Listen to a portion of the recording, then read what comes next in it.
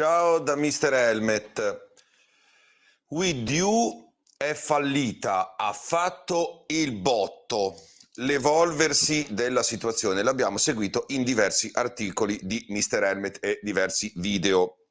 Adesso c'è la sentenza del tribunale e qualcuno non verrà pagato e qualcuno l'aveva detto. Se ti piace tutto questo, iscriviti al canale, attiva le notifiche e scopri come supportare Mr. Helmet, blog indipendente, attraverso le donazioni, attraverso lo shop e attraverso l'abbonamento. Sostieni un blog indipendente. Il 28 ottobre, più di un anno fa, mi sono meravigliato che un'azienda chiedesse in prestito 5 milioni per fare sponsorizzazione e pubblicità. Però secondo qualcuno era tutto normale. Il 22 gennaio ho scritto che l'azienda era in difficoltà. Anche qui sono stato sminuito e ho ricevuto la telefonata del suo presidente Matteo Ballarin, che ha smentito le voci e il mio articolo. Il 1 giugno 2022 ho scritto che l'azienda era in concordato preventivo e che ormai era a rischio chiusura, oltre al fatto che le sponsorizzazioni sarebbero quasi saltate, sicuramente saltate. Come risposta veniva annunciato che da With You che il prolungamento della partnership con il team di Razzali, che nel frattempo aveva comunicato di stare passando da Yamaha ad Aprilia. Tutti contenti perché, visto il nuovo annuncio, ero sicuramente io che mi sbagliavo.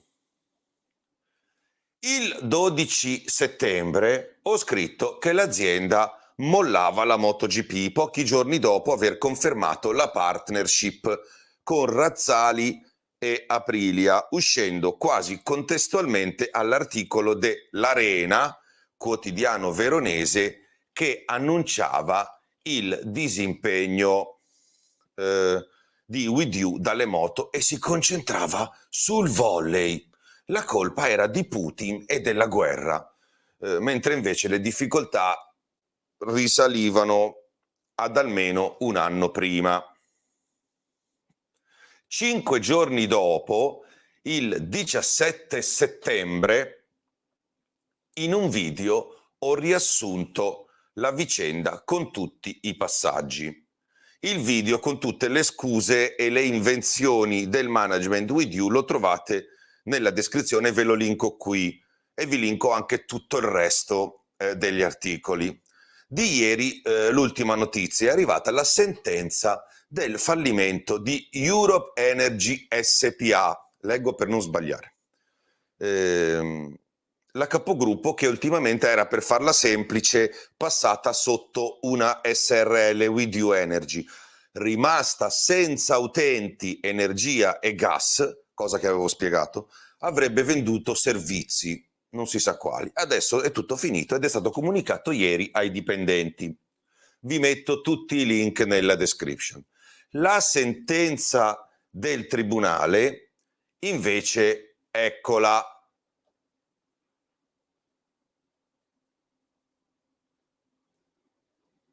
E la trovate nell'articolo. Ma a noi che ce ne frega? Innanzitutto ci dispiace per le famiglie senza lavoro, ma dal punto di vista motociclistico ci interessa come. Innanzitutto rimangono da pagare le ultime tranche di sponsorizzazione di RNF, il team di Razzali, e di Andrea Dovizioso. Razzali avanza l'ultima tranche, circa un terzo di 1,5 milioni di euro, insomma circa 500-600 mila euro. Dovizioso qualcosa meno di 100 mila euro, più o meno. Un buco, insomma, abbastanza sostanzioso con cui Razzali deve ripartire. Chissà se il nuovo sponsor CryptoData, che da qualche settimana controlla il team, fosse a conoscenza della cifra mancante, ma insomma adesso lo sa. Questo per far capire che tipo di sponsor ci sono in MotoGP e quali siano i meccanismi di controllo dei medesimi da parte di Dorna e della stampa. Nessuno.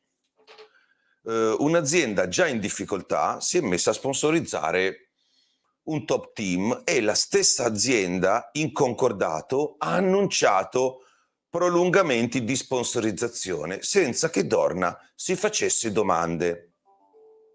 E con Dorna tutta la stampa, perché nessuno ha scritto mai niente nonostante fosse tutto chiaro.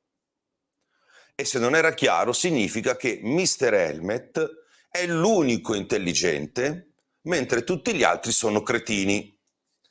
E non credo che questo sia possibile. Quindi, e chi pensa che tutto questo sia normale e che queste siano cose che capitano e sono sempre capitate, vuol dire che si merita il motociclismo disastroso che abbiamo, fatto di aziende in crisi che vanno a sponsorizzare le moto per motivi misteriosi e aziende serie che invece, con qualche eccezione, ne stanno lontane.